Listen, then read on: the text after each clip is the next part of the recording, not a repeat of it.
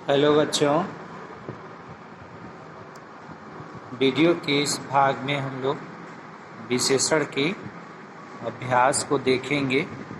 प्रश्न अभ्यास को पीछे के वीडियो में हम लोग इसको पढ़ चुके हैं, तो आइए आज इसके प्रश्न अभ्यास को देखते हैं। इसमें पहला प्रश्न दिया हुआ है, निम्नलिखित प्रश्नों के उत्तर दीजिए। जिसमें प्रश्न क पूछ रहा है कि विशेषण किसे कहते हैं। तो विशेषण किसे कहते हैं, तो हम लोगों ने पढ़ा है कि विशेषण वे होते हैं जो संज्ञा या सर्वनाम शब्दों की विशेषता को बताते हैं। यानी हम यूँ कह लें कि जो शब्द संज्ञा तथा सर्वनाम की विशेषता बताते हैं उन्हें हम विशेषण कहते हैं।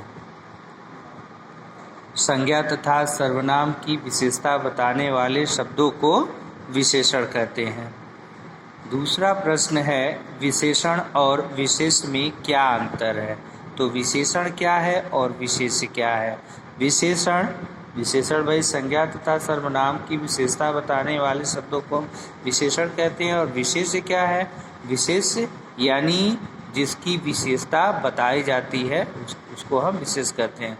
अर्थात जिस शब्द की विशेषता विशेषण बताते हैं तो उसको हम क्या कहते हैं, विशेष कहते हैं।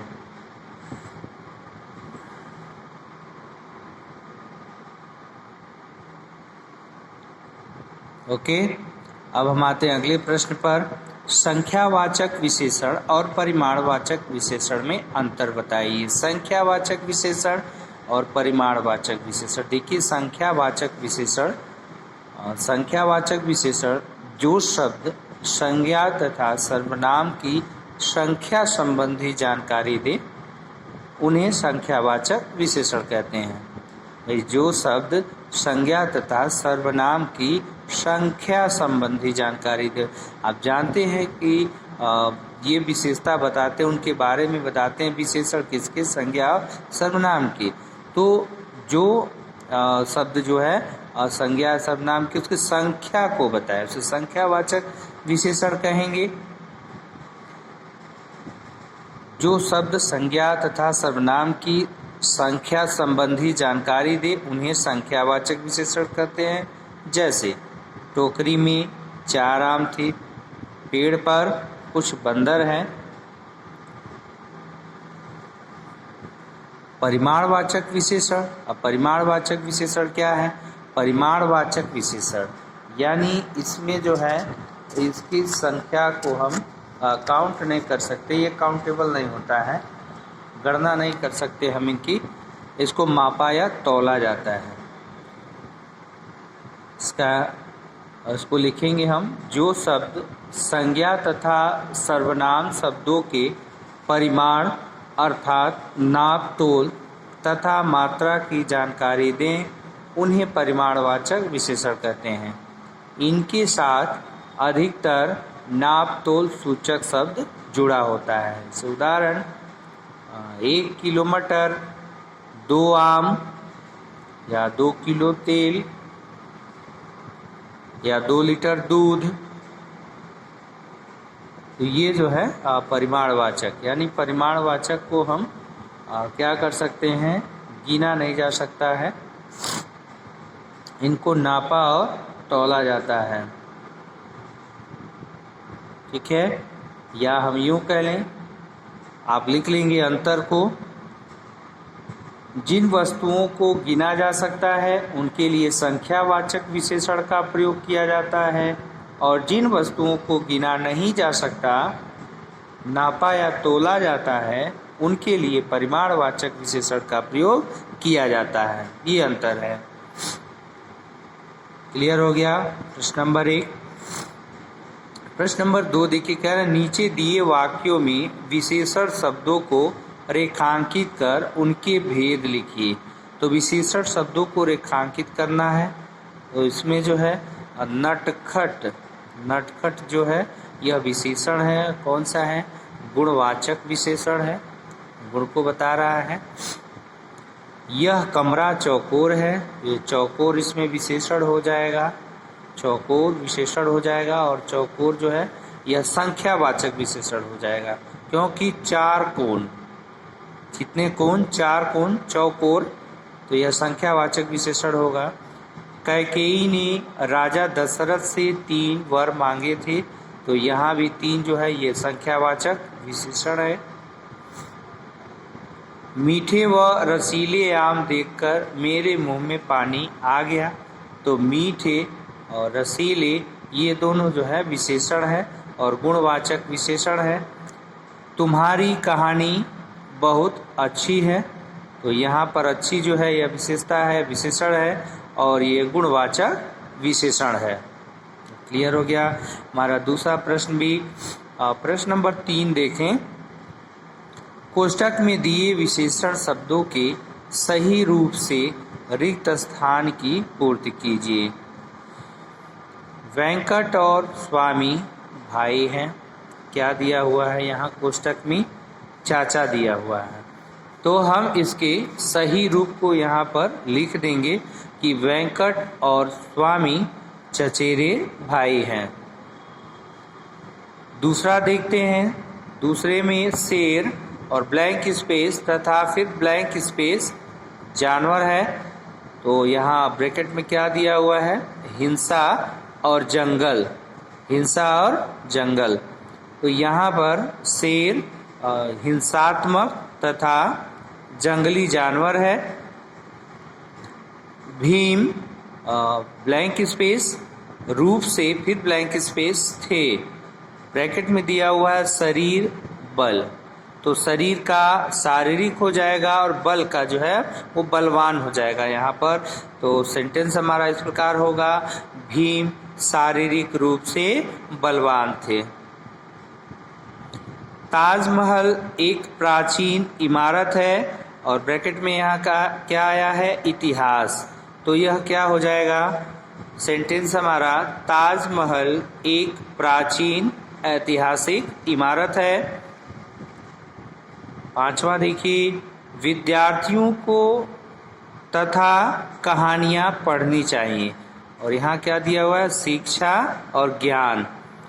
तो हमारा वाक्य क्या हो जाएगा? यहाँ पर सही शब्द क्या हो जाएगा? वह विद्यार्थियों को शैक्षिक तथा ज्ञानवर्धक कहानियाँ पढ़नी चाहिए, अर्थात शिक्षा का जो है शैक्षिक हो जाएगा, ज्ञान को हम ज्ञानवर्धक लिख देंगे कि विद्यार्थियों को शैक्षिक तथा ज्ञानवर्धक कहानियाँ पढ़नी चाहिए। प्रश्न नंबर 4 देखिए, नीचे दिए विशेषों के लिए उचित विशेषण लिखिए। यानी यहाँ पर विशेष दिया हुआ है, हमें विशेषण लिखना है। जैसे पहला देखिए क्या है? बादल शब्द है, तो बादल की विशेषता हम लिख दें, भाई काले बादल, घने बादल हैं, भूरे बादल, यहाँ पर काले बादल लिख दें, यानी विशेषता बताए, विशेष दिया हुआ इसकी विशेषता बताना है। विशेषण शब्द को ऐसे शब्द को लिखना है जो इसके बारे में बताए, विशेषता को बताए। धरती, तो हरी भरी धरती, स्नेहमयी धरती। लहरें, ऊंची लहरें, ऊंची लहरें। अध्यापिका, तो अच्छी अध्यापिका। कलम, तो नीला कलम, पीला कलम, लाल कलम, कुछ भी लिख सकते हैं, लाल, पीला, नीला। घास, हरी घास। प्रश्न नंबर 5 देखिए, सही उत्तर पर सही का निशान लगाइए, जिसमें पहला पूछ रहा है कि विशेषण जिस शब्द की विशेषता बताते हैं उन्हें विशेष कहते हैं।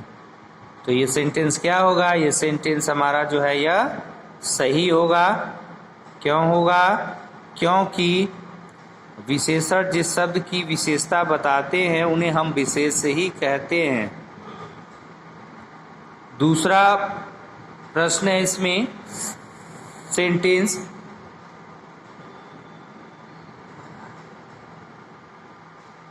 विशेषण के 3 भेद होते हैं, तो ये गलत सेंटेंस है। इसमें विशेषण के 4 भेद होते हैं। विशेषण के 4 भेद होते हैं। चमकीला, तीसरा हमारा सेंटेंस है चमकीला। चमकीला संख्यावाचक विशेषण है, तो चमकीला संख्यावाचक विशेषण नहीं है, इसलिए यह सेंटेंस हमारा क्या होगा, गलत होगा। 3 गुणवाचक विशेषण नहीं है, तो ये सही है कि 3 जो है यह गुणवाचक विशेषण नहीं है, यह संख्यावाचक विशेषण है, इसलिए यह वाक्य जो है गलत होगा। सॉरी, ये सत्य होगा क्योंकि 3 गुणवाचक विशेषण नहीं है, ये संख्यावाचक विशेषण है, तो ये सही होगा। संज्ञा तथा सर्वनाम की विशेषता बताने वाले शब्दों को विशेषण कहते हैं, तो ये सत्य कथन है कि संज्ञा तथा सर्वनाम की विशेषता बताने वाले शब्दों को हम विशेषण कहते हैं। तो ये क्वेश्चन हमारा प्रश्न नंबर 5 कंप्लीट हुआ। अब हम देखते हैं अगला प्रश्न। अगले प्रश्न में प्रश्न नंबर 6 कोष्ठक में से सही उत्तर चुन करके लिखना है। यानी यहाँ पर ब्रैकेट में ऑप्शन दिया हुआ है, 4 ऑप्शन है, इनमें से हमको सही ऑप्शन चूज करके सही ऑप्शन को चुनना है और यहाँ पर भर देना है, जिससे वाक्य जो है कंप्लीट हो जाए। पहला सेंटेंस है नदी का जल बहुत है, तो नदी का जल बहुत है, गहरे, गहरी, गहवर या गहरा, तो यहाँ पर गहरा है, ये सही है। गहरा शब्द यहाँ पर हम गहरा लिख देंगे कि नदी का जल बहुत गहरा है। मेरी नानी ने मुझे बातें बताई, तो मेरी नानी ने मुझे अच्छे या अच्छा या अच्छी, तो अच्छी बातें बताएं।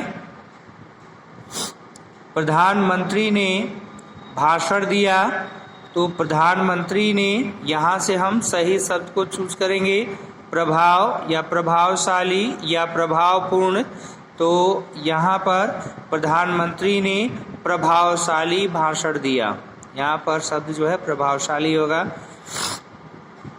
घ है लक्ष्मी के बाल कितने हैं, तो कितने हैं, काली नहीं होगा, काला नहीं होगा, काले होगा, काले जो है सही है।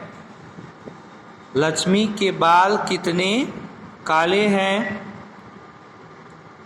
5वां इसमें है गेंद झाड़ियों में गिर गई, तो गेंद कंटीली झाड़ियों में गिर गई, ये कंटीली शब्द जो है यहाँ पर सही होगा, कंटीली झाड़ियों में गिर गई।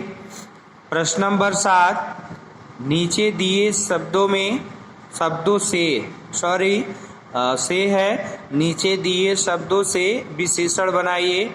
विशेषण बनाना है हमको शब्द से, जैसे भूख है तो भूखा हो जाएगा, धन है धन का धनी हो जाएगा, दया दयालु, कृपा कृपालु, लड़ना लड़ाई, ऊपर ऊपरी, इतिहास ऐतिहासिक, प्यार प्यारा, अर्थ अर्थवान, पीड़ा पीड़ित होगा, पीड़ादायक होगा, ठीक है। पत्थर पथरीला, समाज का सामाजिक हो जाएगा, विज्ञान वैज्ञानिक, और बिकना यानी बिकाऊ। प्रश्न नंबर 8 देखिए, ये अंतिम प्रश्न है। नीचे दिए वाक्यों को शुद्ध कीजिए। वाक्य को शुद्ध करना है। यह पुस्तक अच्छा है, तो यह पुस्तक अच्छी है, शुद्ध करके हम इसको लिख देंगे, यह पुस्तक अच्छी है। यह फिल्म बड़ा मज़ेदार है, तो यह फिल्म बड़ी मज़ेदार है। अगला सेंटेंस है यह गली बहुत पतला सा है। तो यह गली बहुत पतला सा है नहीं, यह गली बहुत पतली सी है। तुम्हारे दायां हाथ में चोट कैसे लगी? तो ये सेंटेंस हम से लिख देंगे, तुम्हारे दाएं हाथ में चोट कैसे लगी। तो ये प्रश्न क्लियर हो गया। उम्मीद है बच्चों आप लोग को समझ में आ जाएगा ये। आज के वीडियो में बस इतना ही। स्टूडेंट, नेक्स्ट वीडियो में हम फिर आगे के भाग को लेकर के उपस्थित होंगे। तब तक के लिए student take care, bye bye.